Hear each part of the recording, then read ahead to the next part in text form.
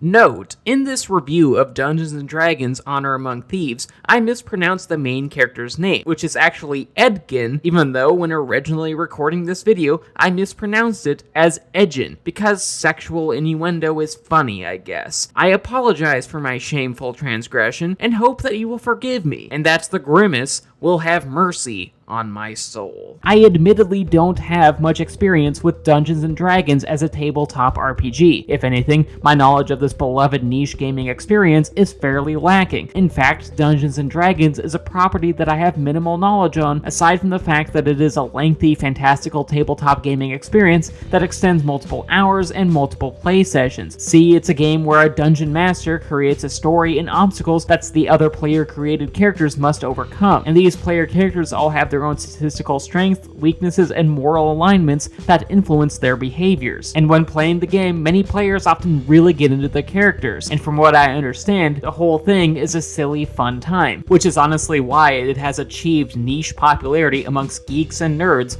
for many decades. Dungeons & Dragons' niche popularity is the reason as to why movie studios have attempted to theatrically adapt this property before, with the most notable of these old fantasy college tries being in Courtney Solomon's 2000 Dungeons & Dragons adaptation that was very creatively called Dungeons & Dragons, a movie that was honestly terrible, but at least entertainingly so, kind of like my attempt at being a car saleswoman, which was a career opportunity that went up in flames for me almost immediately, because obviously I'm just totally the type of person who could sell cars and manipulate customers for a living. Lying is just in my DNA. But anyway, the point. What I'm trying to say is that the 2000 Dungeons & Dragons adaptation was god-awful, yet was fun to watch due to that said god-awfulness. It had its enjoyability, but it was admittedly far removed from the reality realm. The reality realm of good, which, ironically enough, shall now henceforth be the secondary name to the Biological Riley Discord server. Because sorry, I'd say that I don't make the rules, except for the fact that I do. This is my house. What I'm trying to say is that the movie was bad. Thankfully, however, the most recently released Dungeons & Dragons film succeeds where the 2000 movie failed. In fact, the new D&D movie, the one titled Dungeons & Dragons Honor Among Thieves, nails the fun aesthetic of a D&D tabletop gaming night, all while being a good movie that stands up on its own merits. And yes, I know that the opening paragraph of this video essay review thingy highlighted my lack of personal experience with D&D, but still, even from my secondhand knowledge of the IP, from pop culture osmosis, my experience with other tabletop games, and by just talking to people who play or have played Dungeons & Dragons regularly, I'm fairly confident in saying that Dungeons & Dragons Honor Among Thieves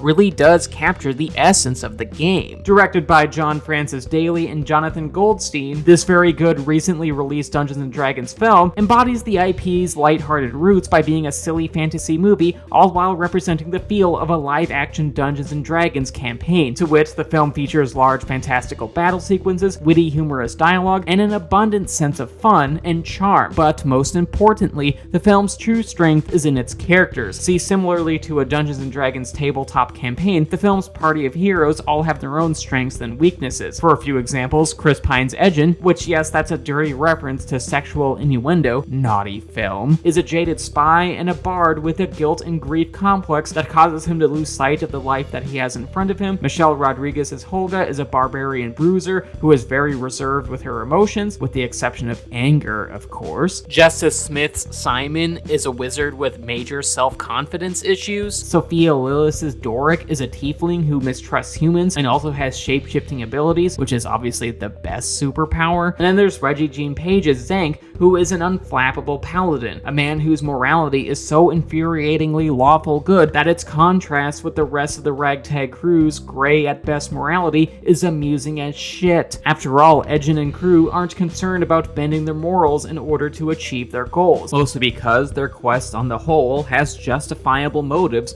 that makes any little bit of skullduggery that helps them achieve those aforementioned justified end results to feel necessary. See, the story revolves around how Edgin seeks to steal a magical relic possessed by an old acquaintance in Hugh Grant's conman Forge, who is now an oppressive lord that accrued power under the support of Daisy Head's villainous infamous Red Priestess, Sophina. And seeing as Forge is a backstabbing bastard, he has no intention of giving Edgen the artifact, even though Edgen needs it to resuscitate his deceased wife, because Forge be a major dick. Additionally, Edgen wants to rescue his kidnapped daughter from Forge's clutches, all while upending Forge's tyrannical rule, learn more about what Sophina is plotting, and stealing a massive amount of booty from the fantasy world's 1%, because even in the fantastical realm, we should eat the rich, obviously. And for that, our crew have understandable and sympathetic motives, even if their actions to achieve these goals are morally murky, with the exception of Zank, who does not embark on these types of actions due to how he is just insufferably perfect and has a need to keep his morality squeaky clean, kind of like someone with OCD, but without the overwhelming sense of anxiety caused by remembering all of the filming gaffes in the Lord of the Rings trilogy, because truly Aragorn's bow hitting the camera is the type of shit that keeps me up at night. But anyway, what I'm trying to say is that the moral discrepancies between Zank and the rest of the crew are often amusing. They're just entertaining. And with that, these crew members, despite their various strengths and weaknesses, both personally and statistically based on their class of character, all have to figure out a way to become victorious over a powerful antagonistic force pulling the strings. The party has to work together cohesively despite their own personal deficiencies, which is very reminiscent of a D&D tabletop RPG gaming experience, minus all the loud farts caused by drinking too much Mountain Dew. The movie just nails the aesthetic here. And for that, Dungeons & Dragons Honor Among Thieves is fairly awesome. Furthermore, the character faults do wonders for the movie's character development. After all, given that these characters start Honor Among Thieves with a lot of deficiencies, there is a lot of room for these characters to grow, to level up, so to speak, ensuring that they all have resonant narrative arcs that imbue the film with a lot of heart. And honestly, Dungeons & Dragons Honor Among Thieves succeeds due to this. The strong development of these lovable yet rapscallious and law-breaking heroes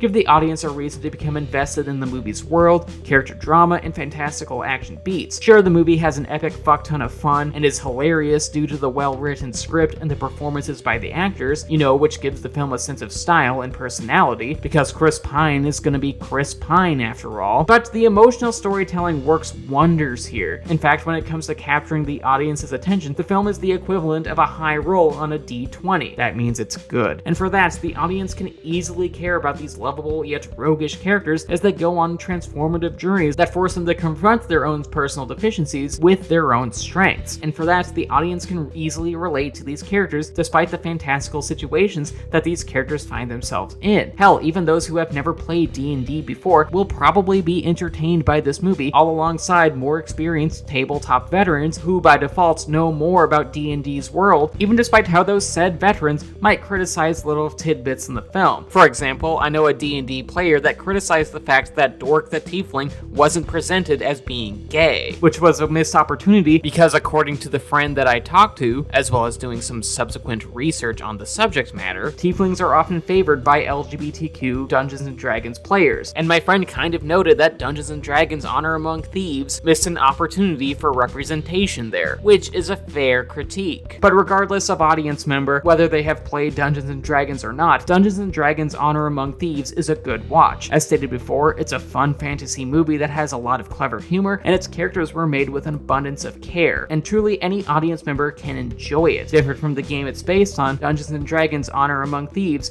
is a very accessible experience. And with that, that was the video. I hope you enjoyed it. Please leave a like rating, share, subscribe, ring the bell, and leave a comment telling me what you thought of Dungeons & Dragons Honor Among Thieves. Also, please consider checking out my Patreon page. $1 a month gets you onto this credit sequence, and $5 a month allows you to make review and impressions requests. The link to my Patreon is in the description. And speaking of Patreon, I just want to thank my patrons, particularly my high tier ones in Samantha Devlin, Mom, and Morgan. Thank you so much for supporting what I do. Love y'all.